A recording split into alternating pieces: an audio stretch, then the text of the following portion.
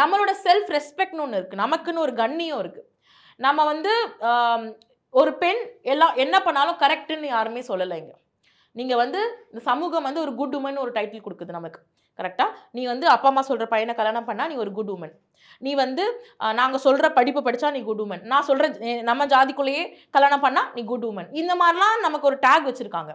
நீங்கள் அந்த good woman அப்படின்ற டேக்குள்ளே வாழணும்னு அவசியம் இல்லை. ஆனால் எத்திக்கலான உமன் அப்படிங்கிற டேக் நமக்கு வேணும். அது உமனுக்கு மட்டும் கிடையாது, ஃபார் எவ்ரி ஹியூமன் பீயிங்க்கு அது வேணும்.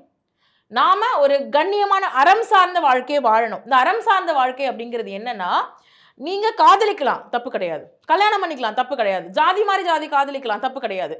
இப்போ இது எதுவுமே தப்பு கிடையாதுன்னும் போது, ஆல்ரெடி ஒரு ரிலேஷன்ஷிப்ல இருக்கிற ஒருத்தவங்க இருக்காங்க. அங்க ஆல்ரெடி ஒரு பாண்டிங் இருக்கு. இன்னொரு பொண்ணு அதுல ரிலேட் பண்ணியிருக்காங்க. அப்போ நாம ஒரு பொண்ணா இருக்கோம். அப்ப இன்னொரு பொண்ணோட அந்த பொண்ண ஒரு எமோஷனலான ஒரு வயலன்ஸ்குள்ள தள்ளிட்டு, நாம நமக்கான எமோஷனல் செக்யூரிட்டிய வாங்கிக்க முடியாதுல்ல. That is very wrong.